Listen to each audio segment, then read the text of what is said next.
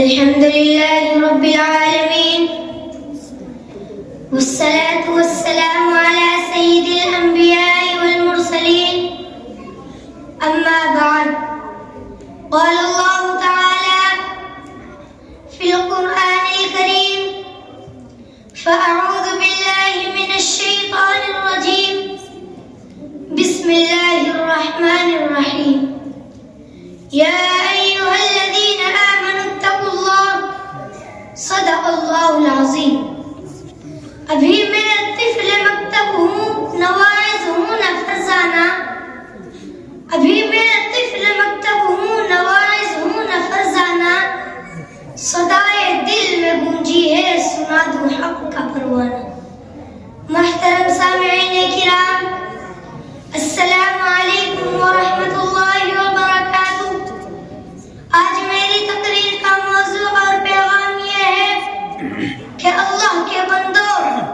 اللہ کے ہو جاؤ اللہ تعالیٰ قرآن کریم میں فرماتا ہے یا ایھا الذین آمنوا اتقوا اللہ اے ایمان والو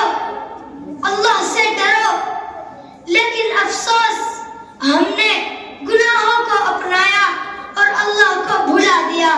ہمارے معاشرے میں جھوٹ غیبت رشوت اور سود عام ہے زنا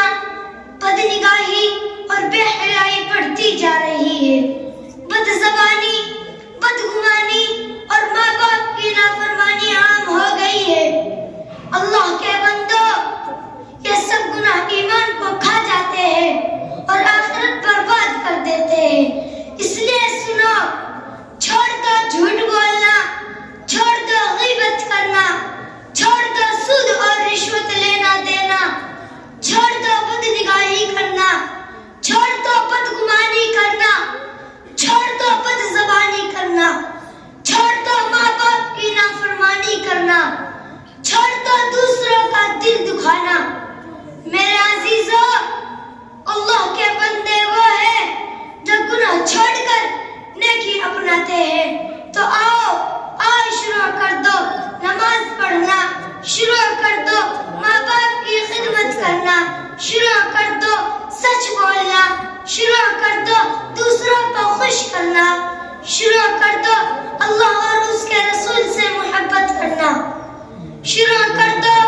علماء و اللہ والوں کی صحبت اختیار کرنا یاد رکھو دنیا کی عزت اور مال یہی رہ جائے گا لیکن نیک عمل ہمیشہ باقی رہیں گے رسول اللہ صلی اللہ علیہ وسلم نے فرمایا عاقل وہ ہے جو اپنے نفس کو قابو میں رکھے اور مرنے کے بعد کی تیاری کرے لہذا میں پھر کہتا ہوں اللہ کے بندو اللہ کے ہو جاؤ اللہ کے بندو